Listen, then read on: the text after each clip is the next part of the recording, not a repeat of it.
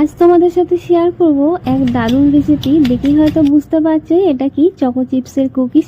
আর এই বিস্কুট খেতে কার কার ভালো লাগে না, এমন কেউ আছে বলে তো আমার মনে হয় না।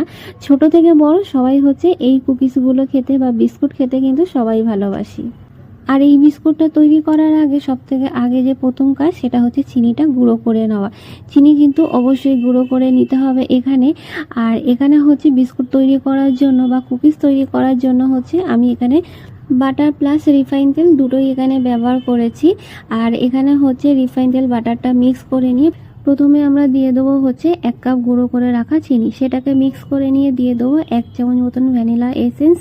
তারপর সেটাকেও ভালো করে মিক্স করে নিয়ে তারপর দিয়ে দেবো এখানে হচ্ছে ওই কাপের 1 কাপ হচ্ছে এখানে ময়দা। তো এটাকে ভালো করে মিক্স করে নিয়ে দিয়ে দেবো হচ্ছে এখানে গুলে রাখা দুধ। অল্প একটু দিয়েছি, বেশি না, যাতে ব্যাটারটা আবার পাতলা না হয়ে যায়। তোমরা চাইলে এখানে লিকুইড দুধও ব্যবহার করতে পারো। আর এখানে হচ্ছে নিয়ে নিয়েছি কোকো পাউডার। আমি কিন্তু এখানে কোকো পাউডারটা নিয়েছি 1/2 কাপেরও কম। এবার হচ্ছে এই কোকো পাউডারটা এর সাথে ভালো করে মিশিয়ে নিতে হবে। আর হ্যাঁ, আজকে কিন্তু এই কুকিজটা কিন্তু কোনো রকমের বেকিং পাউডার বা বেকিং সোডা পড়বে না। বেকিং পাউডার বেকিং সোডা ছাড়াই কিন্তু আজকে কুকিজটা তৈরি হবে।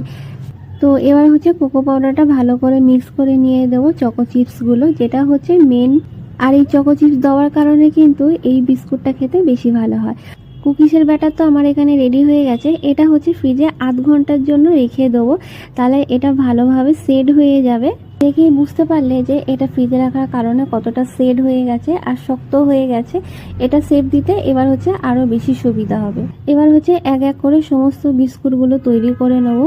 আর আজকের এই বিস্কুটটা কিন্তু আমি মাইক্রো ওভেনে করবো। এটা কিন্তু গ্যাসেও করা যাবে। তোমরা যদি দেখতে চাও যে গ্যাসে কিভাবে এই কুকিজগুলো তৈরি করা যায়, তো তোমরা আমাকে কিন্তু অবশ্যই কমেন্টে বলতে পারো, তাহলে তো পরের ভিডিওতে তোমাদের সেটা দেখানোর চেষ্টা করব। তো প্রথম হচ্ছে একটা ট্রে আমার সাজানো হয়ে গেছে। এটা হচ্ছে প্রথমে ওভেনে দিয়ে দেবো, মাইক্রো ওভেনে। দেখতে কিন্তু দারুণ লাগছে। আর একটু কিন্তু গ্যাপ গ্যাপ করে দিও, কারণ এটা ফুলে কিন্তু অনেকটাই বড় হবে। আর এটা কিন্তু আমি মাইক্রো ওভেনে 180 ডিগ্রি সেলসিয়াসে দিয়েছিলাম 15 মিনিটের জন্য। তারপর পরে এটা আমাকে আরও 5 মিনিটের জন্য দিতে হয়েছিল, একটুকুনি কাঁচা রয়েছিল। এটা হচ্ছে এই যে 15 মিনিটে দেওয়ার পরে এটা হচ্ছে এই সেট হয়েছিল। তারপর কিন্তু পরে আমি আবারও 5 মিনিট এটা বেক করতে দিয়েছিলাম। যে কুকিজটা প্রথমে দিয়েছিলাম সেটা হচ্ছে তো আবার মাইক্রো ওভেনে দিয়েছি। এটা হচ্ছে সেকেন্ড প্লেটের। এটা দেখেই বুঝতে পারছো আওয়াজটা যে এটা কতটা খাস্তা মতন হয়েছে। আর এই বিস্কুটগুলো দীর্ঘ সময়ের জন্য তোমরা একটা কাঁচের জারে তুলে রাখতে পারো, অনেক দিন ধরেই কিন্তু এগুলো খাওয়া যাবে।